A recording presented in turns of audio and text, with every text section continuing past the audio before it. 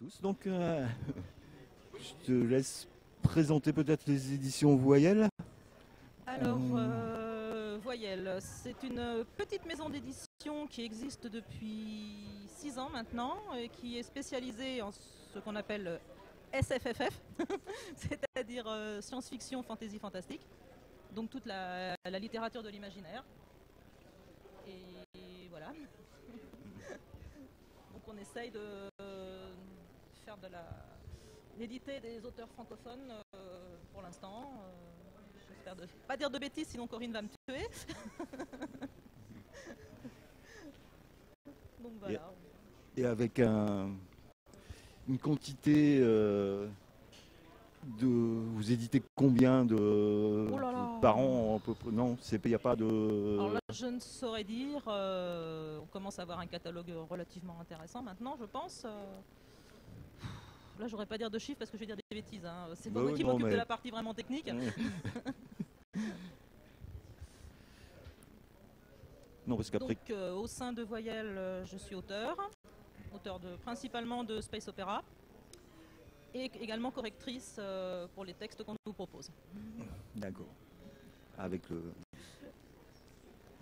Parce que c'est pas mon univers d'écriture, ni même de lecture vraiment. Je suis plus poésie et écriture romanesque. Mais bon, il y a un concours, le concours des éditions Voyelles qui vient de commencer. Là, moi, j'ai commencé un texte parce qu'il n'y a pas de raison de ne pas pouvoir écrire sur le sujet. Et donc le sujet est assez vaste. Oui. Moi, c'est tout simple. Hein. Je peux expliquer comment, étant hors de l'univers, j'ai regardé les personnages, j'ai réfléchi et, pour avouer tout, l'idée qui m'est venue, je me suis dit, ça fait comme Lucky Luke, le personnage. J'ai pris un peu à la tête le personnage de Lucky Luke avec Jolly Jumper pour Blue One et puis l'intelligence artificielle, j'avoue que là je suis un peu je l'ai pris autrement et puis là je suis parti donc essayer de réfléchir à une histoire, j'ai pris l'histoire et après j'ai commencé à écrire quoi. Et puis moi j'ai presque fini mais bon je sais que le délai était allongé le délai était rallongé de 30 jours oui. Donc je serai dans les mais sans aucun code de SF, fantasy ou ces choses-là. Juste peut-être quelques petites choses que j'ai pu lire. Adams. Oui. Douglas Adams, donc le guide voyageur galactique. Werber un peu peut-être aussi. Ouais. Mais oui, pour jouer un peu, j'essaye de trouver des petites choses par-ci par-là pour essayer de raccrocher. Mais bon, une histoire reste une histoire. D'accord, comme ça. On va essayer. Manger la Suze. Manger. Oui, je sais plus quoi dire. Non, mais on peut essayer de parler d'écriture peut-être, puisqu'on est 2 personnes à écrire. Voilà. Alors remettre ça. On parlait du cheminement peut-être, de l'écriture. Oui. Oui. Corinne dit 8 à 10 titres par an. D'accord. Voilà. Corinne qui a réussi à se traîner. On est surveillé, attention. Qui nous surveille. Et voilà, qui... Donc 8 à 10 titres. C'est ce que j'aurais dit, je voulais éviter de dire une bêtise. On va pas prendre de risques. Et donc, oui, puisqu'on va peut-être pouvoir... Donc, ce sont des livres illustrés? Non, avec des romans sans images. Il y a des romans sans images. Certains ont des illustrations intérieures. D'accord. Et la plupart du temps, non, c'est une couverture. D'accord, mais c'est un roman, oui, roman classique. Roman classique, d'accord. Mais nous avons aussi, dernièrement, nous avons édité un livre de poésie illustrée. Donc, poésie qui s'appelle L'heure bleue, à propos des fées, de toutes sortes de choses illustrées. Une page, un poème. Ah oui. Voilà. Et une illustration par... Oui. Ah oui, donc là, oui, il faut déjà avoir pas mal d'illustrations. Nous avons aussi édité les livres d'une illustratrice qui fait des bestiaires fantastiques. D'accord. Elle fait fait comme si ces livres étaient des carnets de voyage où elle a pris des croquis des animaux rencontrés. Et il y a les loups-garous, les licornes, les dragons. Et le texte donc suit le. Voilà. Il y a un lien entre le Voilà. texte et l'image. Voilà. D'accord. Ouais, je sais pas. Un petit texte qui illustre le. Ah ouais. l'image. Ah oui. C'est pas. Moi j'illustre, mais il n'y a pas de lien entre l'image et le texte. Il y a le texte et l'image est plus de la décoration. Mais pas un par page sur tous les 10 pages, on va dire, à peu près en moyenne. Mais Bah, ils ont aussi tes peintures ont aussi, je crois, ils ont vocation à donner un peu d'ambiance, un peu, enfin, Ouais, c'est ça. Oui, oui. à donner un thème général de. Oh, bah, le Enfin, terme, il est pas toujours. le thème, mais une ambiance. J'essaie de trouver un autre synonyme, mais j'y arrive pas. Mais Ouais, non, mais disons que tous les dessins croquis, enfin les dessins ou peintures sont un peu toujours dans le même thème. Et les écrits aussi. Donc ça, c'est un univers qui est le mien, mais qui est pas. Oui. Mais par contre, c'est pas de l'illustration, quoi. C'est pas. Je sais pas faire ça. Mais. Ah ouais, non. Et vous recrutez les auteurs de quelle manière? Vous recrutez les auteurs de quelle manière? Bien, d'après notre site internet, on fait des appels à texte régulièrement. Donc il y a une page comment nous contacter avec la marche à suivre. D'accord, oui, comme à Donc, peu près tous les. On demande donc des textes originaux qui rentrent dans la ligne Bien sûr, éditoriale. oui, mais. Ça arrive des fois qu'on reçoit d'autres choses qui n'ont rien à voir. Ça arrive. Ouais, non, mais je me doute un peu. Et tout est, c'est uniquement de l'édition imprimée? Non, nous faisons aussi en numérique, D'accord. sur plusieurs plateformes. Hein, oui. Ouais. Non, mais Ouais. essayez de voir un peu le. Non, parce qu'on a deux collections. Bon, les romans sont aussi en numérique et on a deux collections de textes courts. On publie des nouvelles. D'accord. Voilà, Ouais, et cela- comme pour le concours. Voilà, exactement. On va y revenir. Et ces nouvelles-là sont uniquement en numérique. D'accord. Ce sont des textes courts, on ne peut pas les. Oui. Mais J'espère que je dis pas trop de bêtises parce que. ah, ça va. Il n'y a pas encore de message d'insulte, Voilà. A priori, ça a l'air bon. pas encore de menaces. Corinne, si je dis une bêtise, tu me frappes. Virtuellement une baffe internet. Ah non, mais c'est. Les côtés techniques, C'est. c'est pas trop moi. Et du coup, est-ce que vous avez des auteurs vraiment phares, par exemple, vraiment un auteur qui ressortirait souvent ou qui serait un peu un des emblèmes de l'édition? Non. Je demande vraiment sans vraiment. Je connais assez peu la maison. Non. On a Jean-Christophe Chaumette, oui, qui est un. On a republié un texte de Christian Léourier, Ouais. qui a accepté de nous donner son texte. Donc Christian Léourier, c'est quand même quelqu'un. Non, je sais. Je demande ça comme ça, histoire d'alimenter un peu. Il y a moi, évidemment.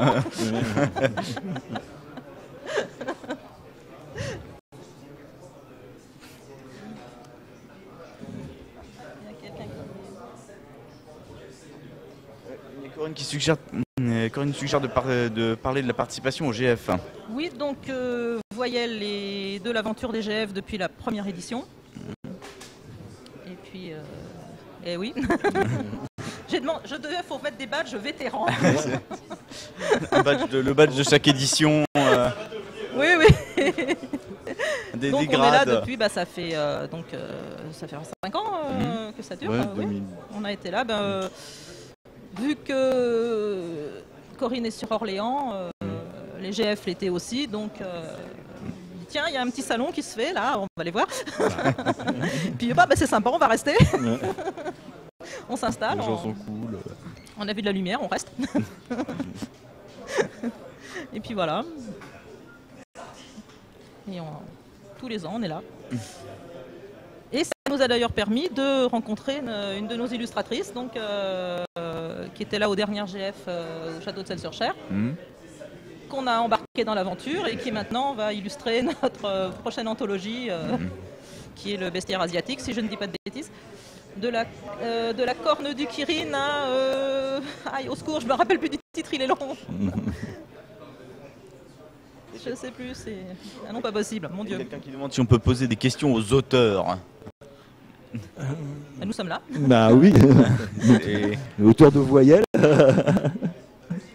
Alors,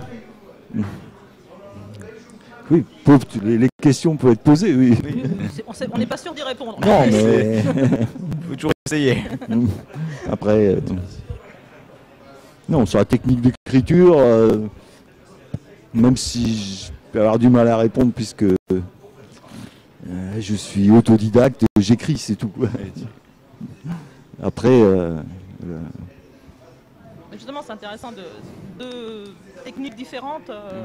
Moi qui suis édité à ma petite échelle et plus... oui, voilà, ouais. justement, c'est intéressant de confronter Mm. Oui, moi, le plaisir, il est dans l'écriture. Même si des gens me lisent, Oui, sur Internet, les blogs, Facebook, mais c'est autre chose. Une fois que le texte est parti, quelque part, il y a même quelquefois il peut y avoir des réflexions ou des commentaires qui m'étonnent. Parce que c'est pas ce que j'ai écrit. Mais bon, c'est pas ce que j'ai ressenti. Si, c'est ce que j'ai écrit, puisqu'ils le lisent. Après, chaque lecteur le prend à sa manière. Ouais, t'as pas d'interprétation à donner. Ouais, voilà. Le plaisir, chacun il est... va lire comme il en a. Voilà, c'est ça. comme il en a envie. Chacun prend ce Chacun a qu'il sa veut lecture, dans le ouais, texte. voilà. Chacun a sa lecture. Mais ça, je pense que c'est pour beaucoup de choses. Oui. Bon, un roman, effectivement, il va y avoir l'histoire qui peut intéresser les gens, mais il y a aussi l'écriture. Et moi, le plaisir, il est plus dans l'écriture que dans l'histoire. Même si je peux raconter des histoires, c'est pas un souci, mais mais il faut un temps d'écriture, il faut une... Donc, alors, le titre c'est De la corne du Kirin aux ailes de Feng-Wang. voilà, oui, fallait s'en souvenir. Hein. Donc, et Priscilla Grédé, et Voilà. oui, elles seront Notre tous les petite deux au Priscilla. GF 2015. Et donc, il y a quelqu'un qui demande si on pourrait parler du Space Opera. Ça, c'est mon rayon. Donc, oui, le space opéra, vaste sujet. Donc, j'écris en space opéra personnellement. Donc, c'est principalement à base de vaisseaux spatiaux extraterrestres, planètes lointaines et autres choses. Bon, je prends toujours la base pour montrer c'est Star Wars, qui est l'archétype, qui m'a beaucoup inspiré. Puisque j'ai découvert Star Wars, j'avais 14 ans. Donc, j'étais, c'est ça la science-fiction, mais c'est super, je veux en faire. Donc, j'en ai fait. Et c'est passionnant parce qu'on peut écrire pratiquement n'importe quoi, du moment que ça tient quand même debout. Oui, Attention, parce qu'il ne faut pas non plus... On a la diversité de l'univers à disposition Voilà, pour écrire. on a le temps et l'univers à sa disposition. Donc c'est quand même assez vaste. Ça laisse plus de choix que de la fantaisie médiévale. Oui, quoique c'est quand même encore assez, assez libre. Bon, disons que ça laisse peut-être plus de choix que quand on fait quelque chose de vraiment historique, d'ancré dans une époque, où là on a vraiment des contingences de respect de certains plans de l'histoire, de respect des costumes, de respect de certaines choses. Bon, oui, là, tandis qu'avec le space opéra, on est quand même...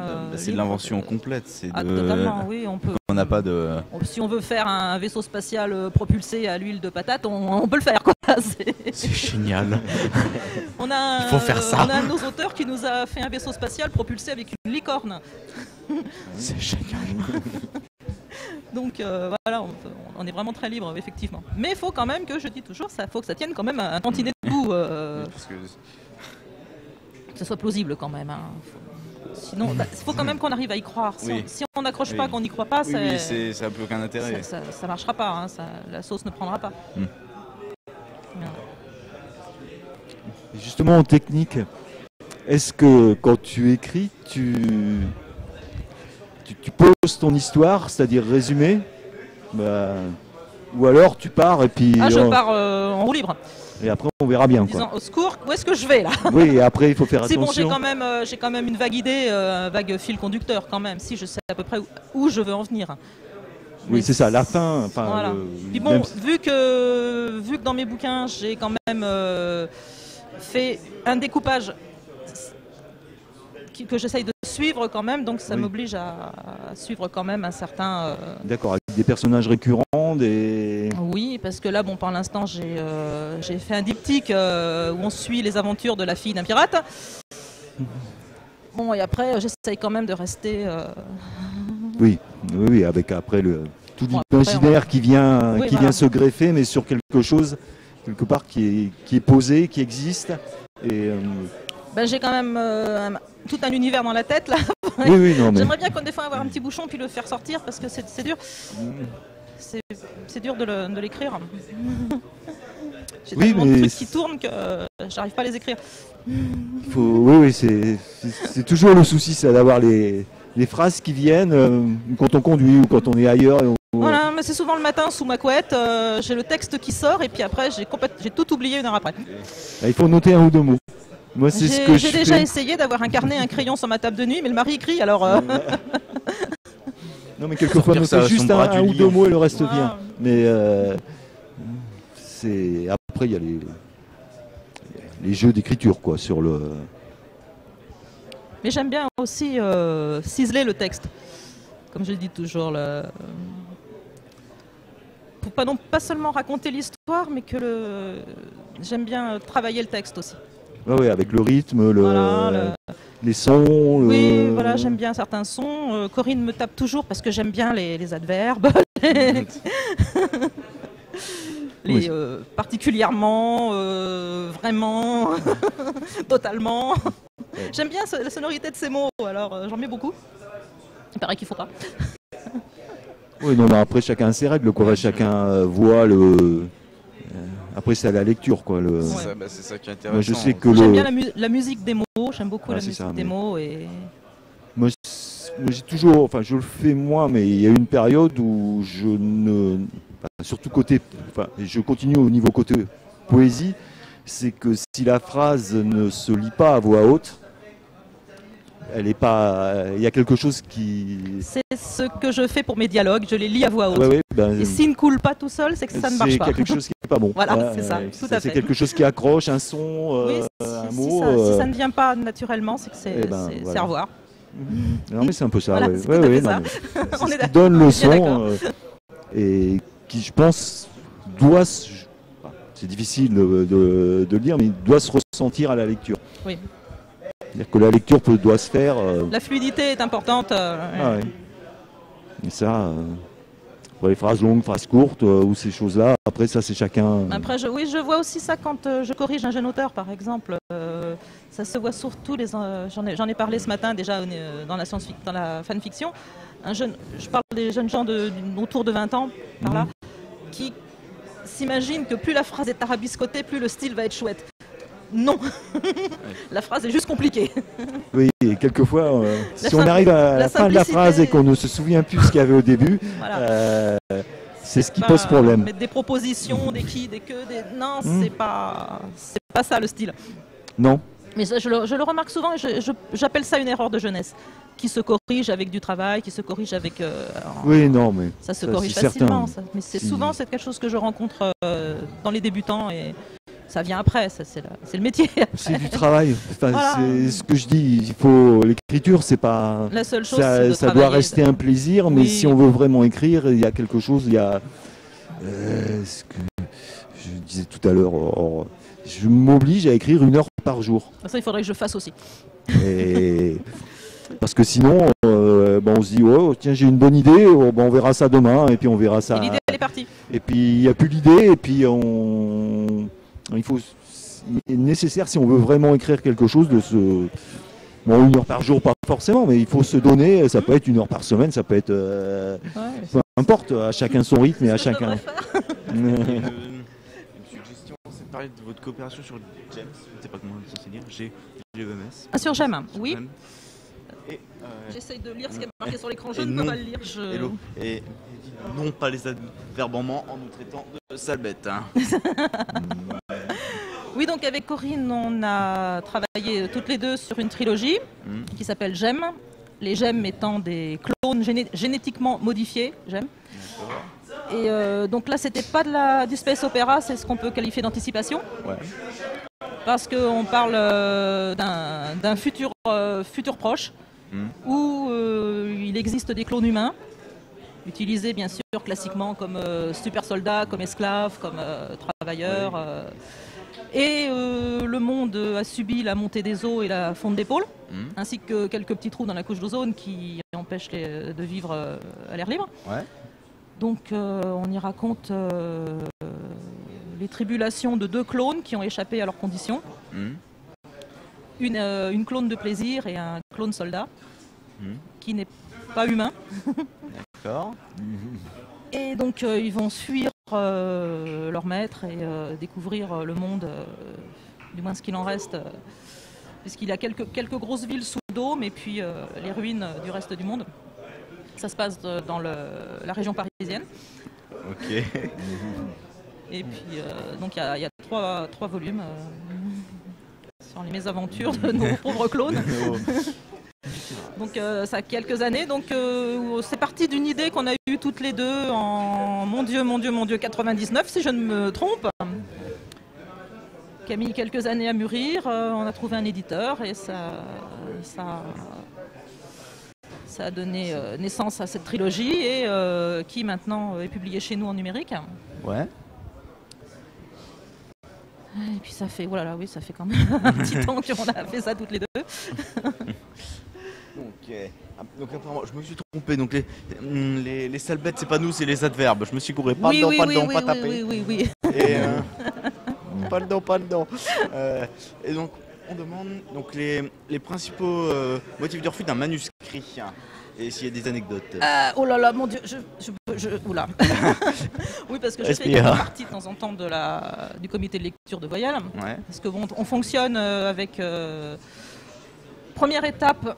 On reçoit les manuscrits. Déjà, s'ils ne respectent pas les conditions les quelques conditions qu'on a posées, déjà. Pour le concours, la longueur ou les personnages. Déjà, on demande 3 chapitres.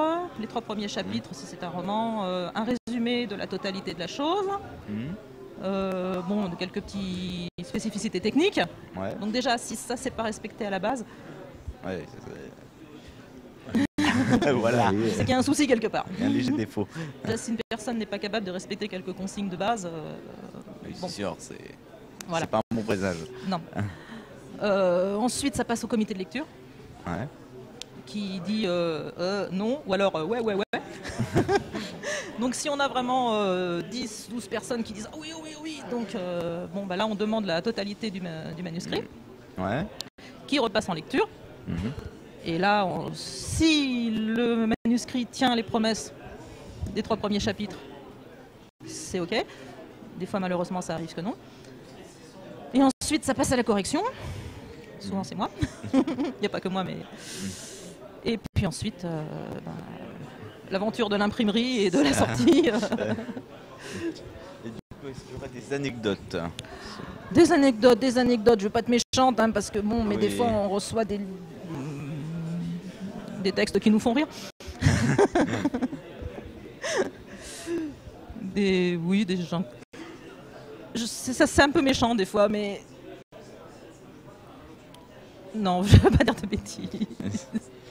D'accord. Mais des fois, il y a des gens qui nous font rire. Oui, des noms amusants dans les personnages, des situations dont peut-être l'auteur croit qu'il est super original et qui a été traité 400 fois. Des gens qui... Sur le suivi des personnages quelquefois, parce que moi je sais que il y a une histoire où il y avait donc un personnage qui était c'était un personnage féminin et toute une partie elle est blonde et d'un seul coup Elle devient brune. Et elle est passée chez le coiffeur. Personne ne s'en est jamais aperçu. il y a bien une cinquantaine de personnes qui ont lu, et personne ne m'a fait la remarque. Je m'en suis aperçu plus tard, comme ça, par hasard. Mais c'est vrai que quelquefois, c'est pour ça l'intérêt des correcteurs derrière est très important. Et pour les gens qui peuvent peut-être proposer, et être étonnés qu'il puisse y avoir des corrections derrière, c'est pour éviter ce genre de choses qui est quand même très rare, mais aussi quelquefois, parce que, en écrivant, on est dedans. Oui. Et il faut à tout prix que quelqu'un qui soit complètement dehors. Si une anecdote, je peux raconter une parce qu'elle concerne Corinne. Donc là, je suis sûre. Non, c'est quand on écrivait J'aime. Donc souvent, je passais aussi en relire derrière pour voir s'il n'y avait pas de problème. Et à un moment, donc, nous sommes dans un monde où on est censé ne pas pouvoir survivre à l'extérieur parce qu'il y a la couche d'ozone qui est en l'état gruaire. Et Corinne m'avait fait sortir les personnages sans manteau. Sans manteau, sans masque, sans rien. J'ai dit, ils vont mourir, tes personnages. Donc il faut... D'où l'importance de la relecture. Avec un petit chapeau. D'où l'importance de la relecture. Oui. C'est vrai que ça aurait été... Oui, non, mais ça, c'est normal. Enfin, parce que en écrivant, on est parti... C'est l'imaginaire qui emmène les choses. Dans le déroulement de l'action. Et on voit, et puis l'avancée, donc... c'est plus... aux auteurs qui éventuellement pourraient être étonnés des corrections. Non, ça ne fait qu'avancer les choses. Ça fait... Donc on a du nouveau, donc un petit commentaire par exemple, jour de Corinne. Pas de vampire et de loup-garou à la Beatlit chez nous par exemple. Donc vous cherchez des textes uchroniques et steampunk par contre apparemment. Oui. Donc, oui, on n'est pas Beatlit des masses. Bon, si on nous propose un bon manuscrit, on va pas dire non. Oui. Mais c'est pas trop notre ligne éditoriale, c'est vrai. Et donc vous cherchez apparemment des manuscrits entiers depuis... On cherche des manuscrits entiers, des séries, des nouvelles, du moment que le texte est bon. Ouais. Et beaucoup du steampunk, oui, parce qu'on a une anthologie steampunk sur le feu, dont je suis co-directrice. Et on a une question. Donc, penses-tu qu'une fanfiction peut donner avec des retouches un bon roman original? Penses-tu qu'une fanfiction peut égaler un roman? Oui, on a vu des précédents, que nous ne citerons pas. Mais si le texte est bon à la base, si c'est un bon texte, oui, il n'y a pas de raison. Il n'y a pas de limite quelque part. Évidemment, il faut toujours retravailler un texte, mais si c'est un bon texte, si déjà c'est une bonne fanfiction et qu'on quand même reconnaît pas trop l'univers, faut pas non plus que ça soit juste le même univers pile avec juste les noms changés. Mais avec des corrections, ça peut donner quelque chose, oui, je pense, parce que j'ai une de mes fanfictions que je compte retravailler un jour pour en faire un roman, plus tard, un jour peut-être. Dans un futur existant. Faut acheter du temps. Voilà. Mais oui. Et c'est déjà un bon exercice de départ, de travailler à la manière d'eux. On en a justement parlé ce matin, oui. Moi, je considère ça comme un exercice de style. Déjà, se forcer à respecter les personnages, l'univers, déjà, ça aide beaucoup. Oui. Et même au niveau style, quelquefois, d'écriture, respecter le rythme, la musique d'un auteur. C'est plus difficile à appréhender. Mais s'imprégner vraiment de l'écriture et le faire avec des auteurs différents. Permet d'ouvrir sa propre écriture. Des auteurs qu'on aime, comme ça c'est justement suivre cette musique ou pas, au contraire, justement, peut-être prendre un contre-pied. Non, mais d'abord travailler justement pour écrire et faire des phrases qui sonnent comme je sais pas qui, comme tel auteur. Tel auteur est vraiment être dedans, quoi, sentir qu'à la rigueur, cette phrase-là aurait pu être dans un roman de telle ou telle personne. Et en le faisant avec plusieurs auteurs différents, ça amène à comprendre certaines manières d'écrire et d'enrichir sa propre écriture. Parce que c'est l'intérêt d'écrire et d'écrire longtemps, ou depuis longtemps, c'est justement de toujours enrichir sa propre écriture et de... bon, même si on relit des choses écrites longtemps avant, quelquefois on peut avoir honte un peu, mais Oui, bon... oui, mais non, je ne ressors pas mes vieux textes. Mais à l'époque, non. Enfin, oui, c'est ça. C'est parce qu'on a changé et donc on a, on n'écrit pas de la même progressé. façon à 35 ans qu'à 15 ans. Ben non, automatiquement, on mûrit. Et heureusement, c'est bien. Heureusement, mais heureusement. ce qui ne veut pas dire que les textes que l'on n'aime plus étaient forcément mauvais d'ailleurs. On peut retravailler ses propres textes. Ah oui, aussi, oui. Reprendre les idées éventuellement. Ça, la réécriture personnelle, c'est quelque chose qui est aussi passionnant. T'as pas de questions? Non. Oh. Des questions? Pas de questions. Envoyez des questions. On a sujet. Sinon, de quoi on peut parler qui peut intéresser nos millions d'auditeurs? Je sais pas, donc oui, vous... Comment on est venu, comment on en est arrivé là? Alors là, c'est vraiment par hasard. Par erreur. Enfin, si on parle d'ici, c'est vraiment par hasard. Moi, j'étais juste venu pour transporter les pastèques et je me retrouvais avec un micro. Oui, on est venu dire bonjour. Ouais, bah, c'est un peu ça. Ouais. On se Et retrouve. puis, pour le plaisir d'être avec les gens d'ici, et puis finalement, on se retrouve effectivement plaisir. avec un micro. Oui, mais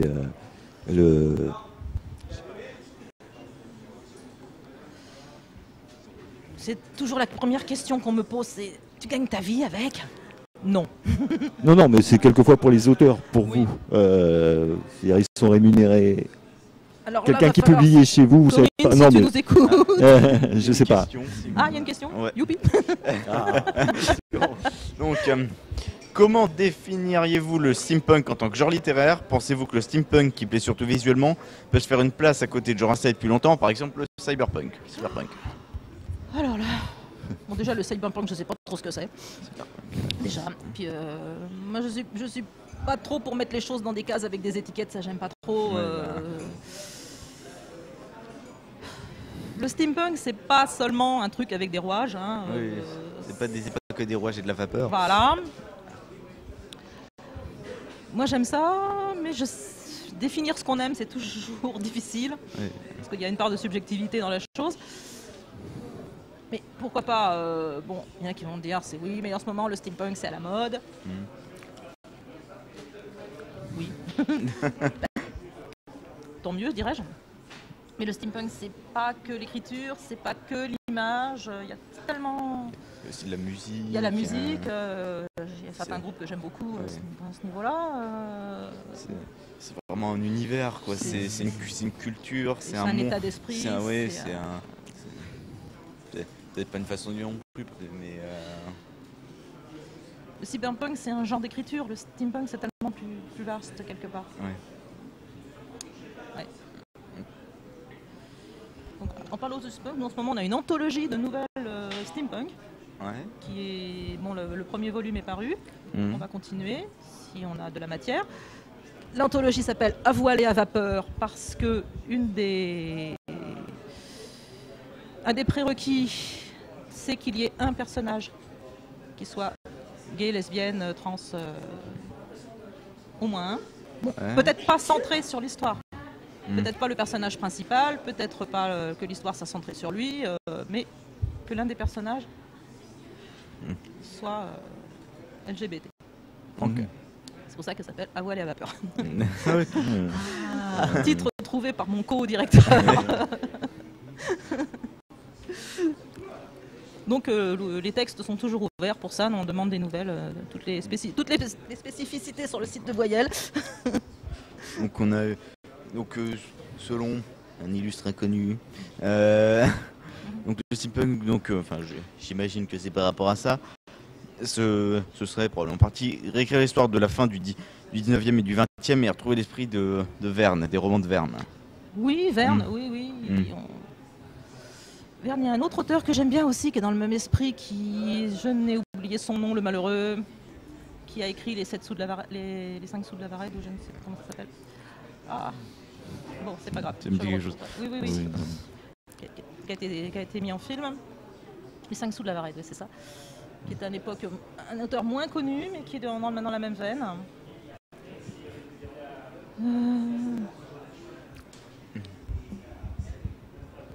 Et donc, Corinne suggère donc de parler de ton travail avec Gaël, Isa. J'imagine que c'est. Tu travailles avec Gaël? Gaël et Isa. Ah, Gaël et Isa, Gaël est une très bonne auteure. Si elle nous écoute. Non. Gaël est une auteure belge que j'ai rencontrée par l'intermédiaire du net il y a une bonne douzaine d'années maintenant, à l'époque où nous étions toutes les deux dans la fanfiction. J'aimais beaucoup déjà ce qu'elle écrivait à l'époque. Et puis il y a 5 ans, oh, mon Dieu déjà, nous étions en Belgique à Trolls et Légendes. Et on voit arriver une petite dame avec son petit manuscrit à la main qui me dit « Je suis Gaëlle ». Je ne l'avais jamais vue. On se connaissait depuis des temps immémoriaux. Donc elle nous a donné une histoire de fantaisie assez sombre, qui est vraiment très chouette, qui est Le Chant de la Malombre. D'accord. Donc on en est au 2e tome là, oui. Le 3e doit être en cours de rédaction. Donc je travaille avec Gaël sur les corrections de cette série. C'est une histoire assez sombre où Gaël en parlerait mieux que moi. Il y a la morte terre, qui est une terre maudite qui avance et qui dévore la vive terre, et toutes les créatures qui y sont touchées deviennent maudites à leur tour. Et le dernier rempart contre cette gangrène semble être les chevaliers dragons. D'accord. Donc on suit plusieurs personnages. Gaël nous brosse une galerie de personnages assez diverses. Des chevaliers, des gens du peuple qui subissent cette avancée, des créatures, des créatures magiques qui aussi souffrent de l'avancée de cette peste. Et donc on suit tous ces personnages qui, dans leur lutte désespérée pour essayer de contrer l'avance de la Malombre. Ok. Donc là, normalement, on va passer à l'horaire suivant. Est-ce que vous avez encore des choses à dire? Vous avez fait... Est-ce qu'il y a encore des questions? Il y a une question. Il y a une question? Est-ce que les éditions vont faire des salons cette année? Alors cette année, oui, nous serons Geek Ferries au mois de juin. Surprise. Et normalement, nous serons en Belgique à Trolls et Légendes. Que je dise pas de bêtises, c'est en avril ou en... Oui, en avril. Okay. Après, je ne sais plus, mais en tout cas, Trolls et Légendes, oui, et les Geek Ferries, oui. Ok. Ça, c'est sûr. C'est certain, c'est certain. Peut-être d'autres... je ne sais pas l'agenda exactement. Corinne peut-elle en rajouter? Je sais pas du tout s'il y a d'autres choses. Normalement, il y avait Zone Franche qui malheureusement n'aura pas lieu en 2015. Il faut... En tout cas, Geek Ferries, Trolls et Légendes, ça c'est sûr. Certain. Ok. On y sera. Ok, d'accord. Donc je pense que... Eh bien, si... On pose les micros et on se sauve. On court, on s'envole. On s'envole. Ou on meuble jusqu'à l'arrivée des prochains. Oui, mais Vous avez des questions courtes? Une petite question toute simple. Avec des réponses courtes. Attention. Pas d'autres salons pour l'instant. Voilà. Et donc, Corinne remercie. J'ai pas dit trop de bêtises.